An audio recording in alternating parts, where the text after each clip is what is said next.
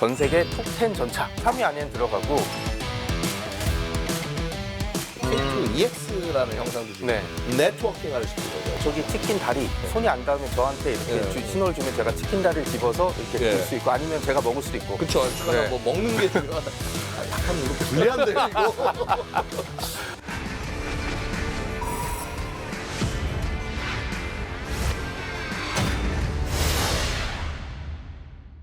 전 세계 방산 시장의 새로운 강자로 떠오른 K방산. 세계가 주목하는 자랑스러운 KUFN을 파헤치는 시간 리얼 F1 K.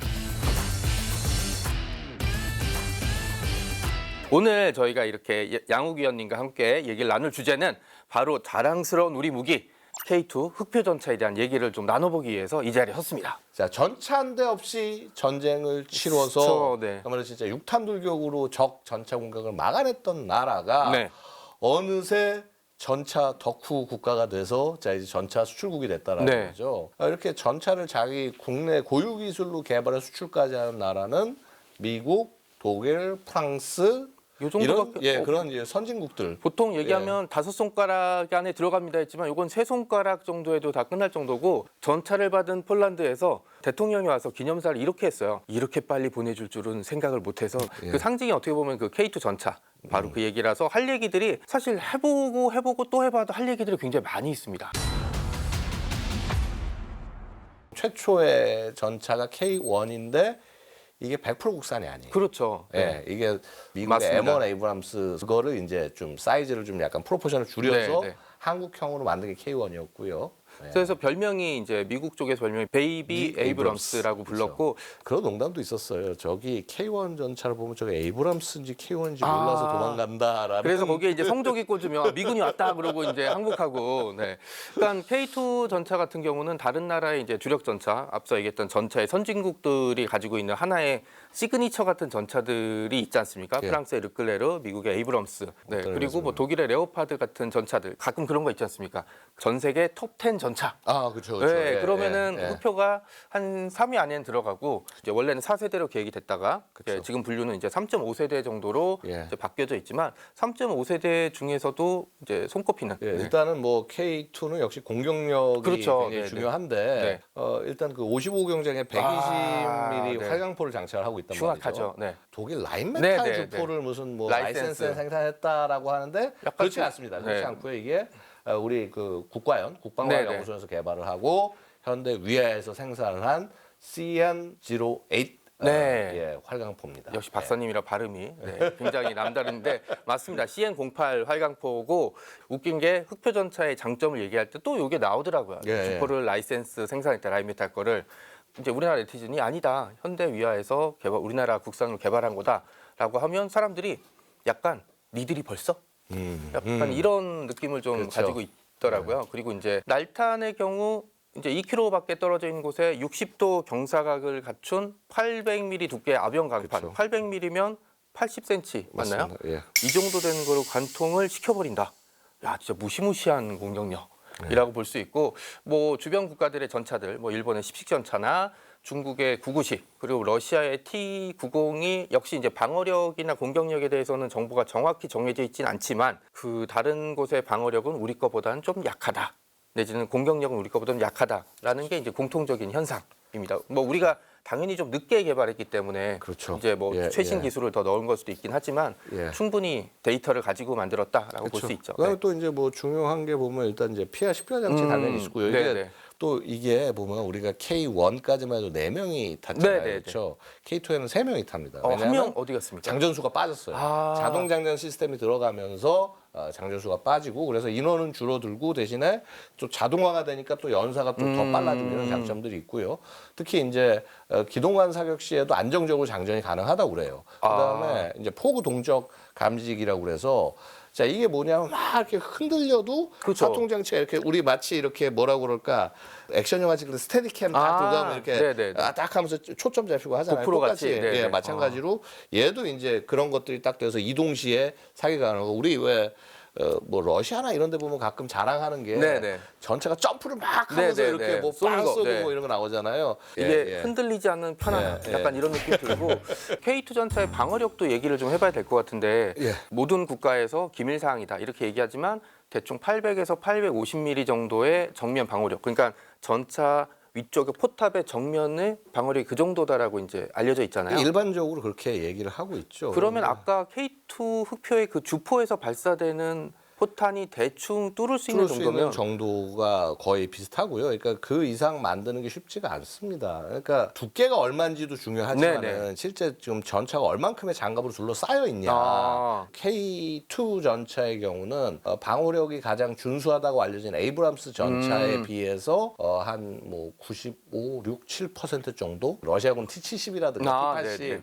그다음에 일본 십식 전차보다는 방어력 훨씬 좋고요. 레오파르트 뭐 A 뭐 7, A8 네네. 뭐 르클레르 시리즈 3 이제 이게 최신형들이에요. 그다음에 메르카 마크 4. 그다음에 뭐 재원상으로는 그 중국의 99식이라든가 네. T90보다는 살짝 좀 부족하다. 아. 이렇게 평가가 됩니다. 이 말이 뭐냐면 우리가 부족하다는 게 능력이 안 된다는 의미가 아니라 지금 제가 말씀드린 전차들이 최근에 거기는 업그레이드를 한 번 한 전차인 그렇죠. 거거든요. 네네. 그러니까 원래 기본형으로 치면 우리가 떨어지지 않습니다. 그래서 결국 뭐냐면 우리도 업그레이드. 방어력 관해서 업그레이드가 필요하다는 아. 말이에요. 특히 이제 K2가 방어를 높이기 위해서 뭘 하고 있냐? 그 LWR 그러니까 레이저 경고 시스템 그다음에 APS 능동 방어 체계 네. 요거를 대표적으로 갖고 있어요. 일단 이제 능동 방어 체계라는 건 뭐냐면 기본적으로는 적이 날아온 쏘는 대전차 미사일을 네네. 내가 뭔가 조금 더 적극적인 수단을 통해서 네. 이게 나를 맞지 못하게 하는 네. 그런 거예요. 대표적인 게 아주 기본적인 연막 차장. 아, 뿌리면 안 보이게. 일단, 네. 그렇죠. 이 연막 차장이 근데 그냥 연막만 해서 뿌리는 게 아니라 무슨 IR 교란도 시킬 수 있게 그렇게 해요. 연막 차장. 그래서 그 다음에 이제 기동을 해서 회피를 한다거나 네. 이런 걸로 일단 소프트 킬을 우리가 하고 있고요. 근데 요거 말고 적극적 하드 킬도 가능해요. 그래서 이제 대표적으로 그 이스라엘 트로피 시스템 같은 것들은 적의 대전차 미사일이 날아온다 그러면 여기서 쏴가지고 네네. 목욕을 하는 거죠. 이제 그런 식의 것도 되는데 또 하나 중요한 게 네. 이게 기동 아니겠습니까? 그렇죠. 또 K2 전차 같은 경우는 1500마력, 1500마력의 파워팩, 그러니까 엔진과 변속기가 결합된 이 파워팩이 탑재돼 있고 일반 도로에서는 한 70km 정도, 험지라고 부르는 곳에서는 한 50km 정도로 주행할 수 있다. 근데 이게 자동차면은 별로 빠르지 않다고 생각하는데 이게 한 50톤, 60톤짜리 전차 엄청 빠른 전차가 거죠. 이 정도로 달리면 예. 진짜 무시무시할 것 같아요. 네. 그렇게 달리는 게 중요한 게 아니라 이 현수 장치. 예, 그래서 이제 쿠션이 이제 저는 그냥 쿠션으로 이해하고 있거든요. 서스펜션. 네, 이게 해서 이제 편안하게 예. 달릴 수 있으면서 아까 예. 얘기하신 대로 최적의 사격 각도를 만들어낼 수 있는 그런 것들. 그러니까 전차로서 가지고 있어야 될 기동으로서의 기본적인 장치들을 모두 갖추고 있다. 승차감이라는 게 전투 차량의 승차감, 야, 무슨 그죠? 야, 이게 전쟁터에 나가는데. 전쟁터 나가는데 뭐 일단은 저거 가면 그만이지. 안 그런 것이요. 말씀하신 대로요. 험지를 계속 달리는데 계속 흔들리고 막 이거 하는 상태가 한두 시간씩 지속된다 그러면 일단 탄 사람들이 체력적으로 문제가 그러겠죠. 생깁니다. 네. 전차가 제일 또 골치 아픈 게 뭐냐면요. 네. 궤도 이탈. 영화 보면 맨날 뭐 터지면 맨날 궤도가 끊어지더라고요. 그러니까요. 이 궤도 이탈이 이게 왜 그러냐면 타이어처럼 끼울 수가 없잖아요. 끼우기는 끼워야죠. 그러니까 네, 사람이 내려서 이제 네. 붙잡고 해가지고 이걸 막 망치를 들고 탕탕 두들기고 난리를 쳐야 아이고야. 되는데 전쟁 중에 그럴 시간이 어디 있습니까? 그죠, 그러니까 위험하죠. 궤도 이탈 나면은 거의 표적이 되는 거예요. 그 전차는. 그래서 궤도 장력을 제어하는 이렇게 느슨느슨해가지고 해서 빠지는 일이 생기지 않게 탄탄함을 유지해주는 이제 그런 장비가 장착이 돼 있습니다. 그다음에 이제 뭐 우리 또 언제나 이 또 강이 많고 이런 지역이다 네네. 보니까 도하를 해야 되는데 뭐 도섭 도하. 근데 이게 뭐 물 위에 떠서 갈 수 있는 무게는 아니잖아요. 그렇죠. 양심이 없죠. 예. 이 전차가 성능이 좋은데 물에도 떠갈 수 있어. 이러면 진짜 양심 없는 거죠. 네, 네. 그렇죠. 그러게 불가능해서 이제 잠수 도하를 해요. 물속에 들어가서 도하를 하는데 이게 이제 원통이 쫙 올라옵니다. 네, 봤어요. 네. 그래서 이게 4.1m까지 4.1m 요? 예, 도하가 가능합니다. 그러니까 전차가 수심이 4m가 넘는 데를 지나갈 수 있는 거죠. 진짜 상대방 입장에서는 좀 짜증날 만한 게 저기는 수심이 깊어서 전차가 못 와. 그리고 이제 갑자기 물속에서 튀어나오면 이게 전차인지 귀신이 물귀신인지 모를 수 있지 않겠습니까? 최근에 그 기쁜 소식이 하나 전해지고 있잖아요. 심장이 맞습니다. 국산화됐다. 이게 어떤 얘기인가요? 파워팩. 네네. 파워팩이라는 게 엔진하고 변속기를 이제 이 트랜스미션, 엔진 트랜스미션 네네. 같이 결합해 놓은 요 통째를 파워팩이라고 부르는 거고 이게 사실은 그동안 국산화가 안 됐었어요. 그러니까 초기에는 이제 1500마력짜리 엔진이 좀 불안하다 해서 엔진 독일제 쓰고 그다음에 이 안에 트랜스미션도 독일제를 쓰고 이제 이랬다가 수출할 때마다 독일 정부 승인 받아야 되잖아요. 아, 독일이 만약에 우리 레오파드 걔네들한테 우리가 팔아야 돼. 니네 팔지 마. 이러면 못 파는 거 아니에요? 그렇죠. 뭐 그런 것도 있고 그다음에 이제 그렇게는 얘기 안 하죠. 보통 이렇게 얘기하죠. 저기는 전쟁의 위험이 있는 국가고 그래서 우리가 못 팔아. 약간 그렇게 좀 얼토당토하는 그런 이유로 해서 못 팔 수가 있는데 전부 국산화했다. 그런 거 없어. 이제 너희들한테 더 이상 아쉬운 수출해도 소리 돼, 할 필요 안 돼. 없어. 네네. 안 물어봐도 돼. 이렇게 되는 거죠. 이제 수출에도 아무래도 이제 그 제한 같은 게 없겠네요.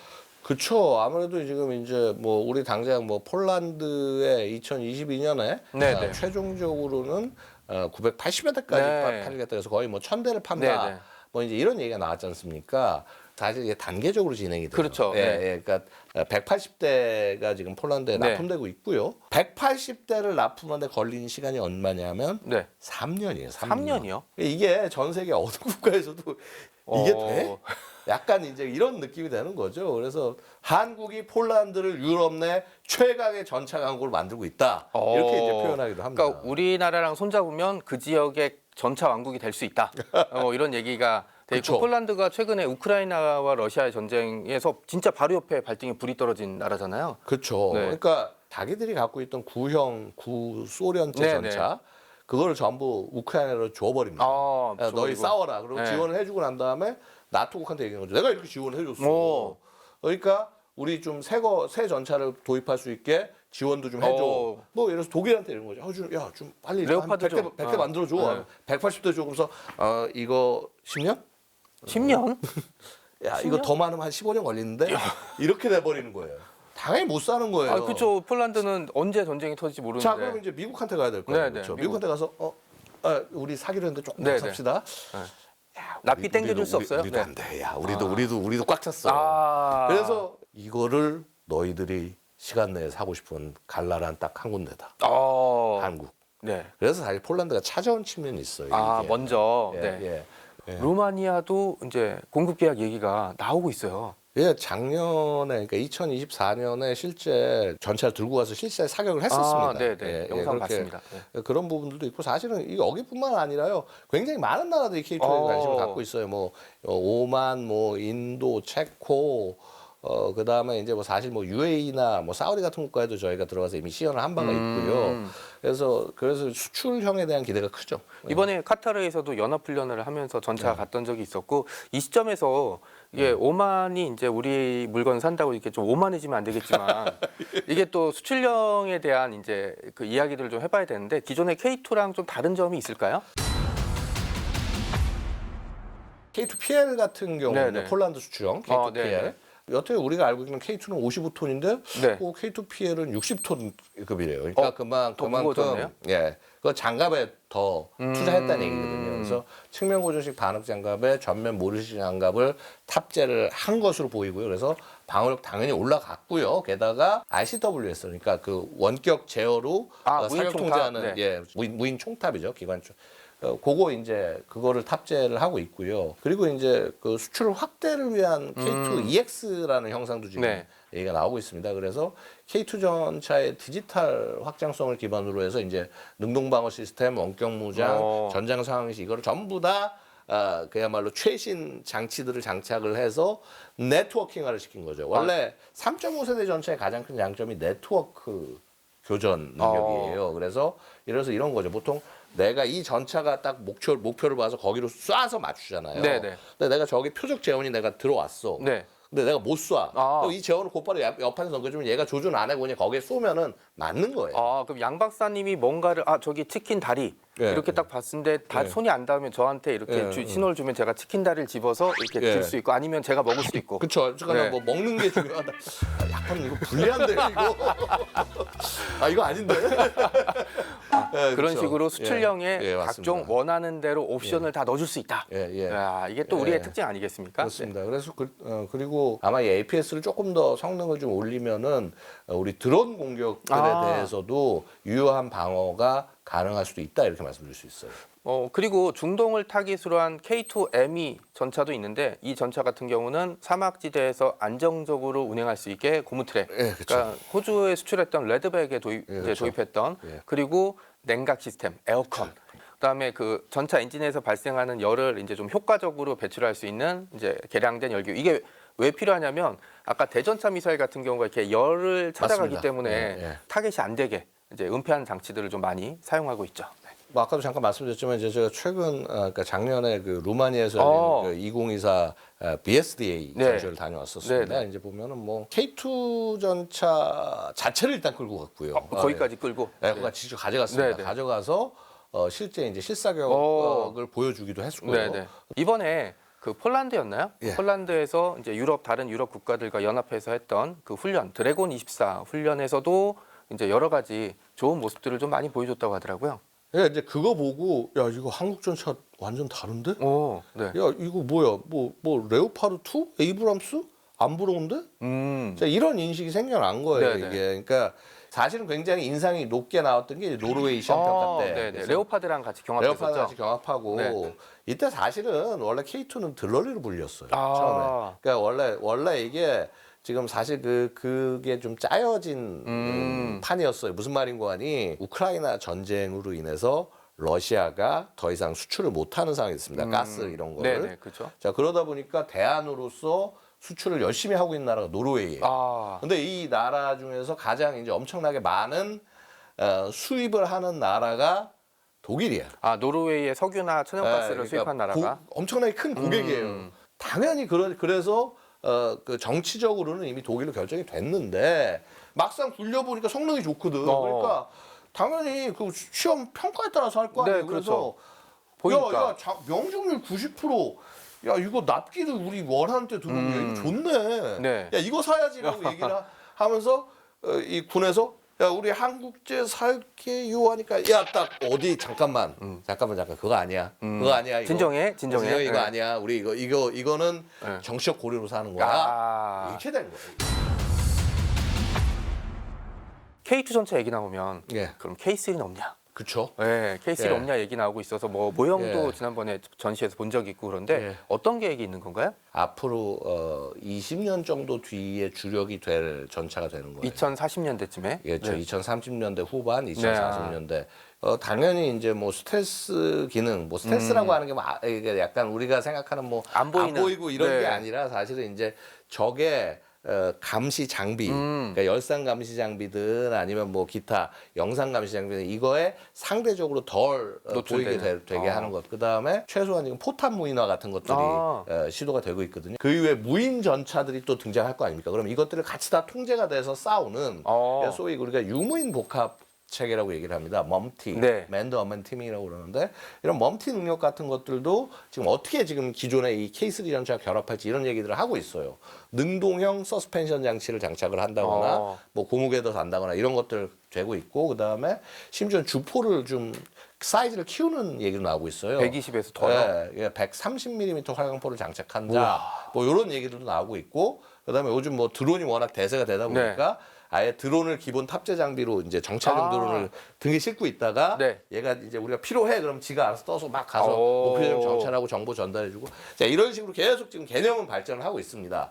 우리가 전차 하나 늘린다 그러면 되게 부정적으로 보는 분들이 많아요. 언제적 전차냐? 언제 전차냐? 자 그럼에도 불구하고 우리가 전차라는 무기 체계를 지금까지도 많이 만들고 가고 있는 이유는 결국 우리가 싸우게 되는 이 전장은 역시 최후에 정리되는 건 지상전이고요. 맞습니다. 자, 게다가 우크라이나 전쟁 보시면 아시겠지만은요, 세계 어느 나라도 미국처럼 못 싸운다는 게 드러난 거예요. 그렇죠. 우리 미래전환 무슨 버튼으로 누르고 뭐 다 가지고 해서 다 될 거다라고 얘기하는데 전혀 그렇지 않고 이제 이 전차를 이제 우리가 사람이 타고 직접 가기도 하지만은 사람이 타지 않은 다양한 크기의 전차가 사람이 탄 전차를 지켜주기도 하고 네. 혹은 아예 전차가 전혀 없이 무인 시스템들이 가서 싸우는 그런 미래도 될 수 있지 않겠느냐. 근데 어쨌거나 그게 되려고 하면 기본적으로 우리가 지금 전차를 세계 최고 수준으로 만들 수 있는 능력이 있어야 그다음 미래 스텝을. 전차도 만들 수 있다. 역시 예. 정말 이제 어렵고 복잡한 얘기를 너무 쉽게 풀어주셔갖고 너무 감사드립니다. 네, 인사드리고 다음 시간에 또 만나 뵙도록 하겠습니다. 대한민국이 4대 방산강국이 되는 그날까지 열심히 응원하고 지켜보겠습니다. 감사합니다. 리얼폰 K! 드디어 KFN TV가 885만 가입자를 등에 업고 당당히 IPTV KT 101번 채널의 주인이 된 것을 진심으로 축하드립니다.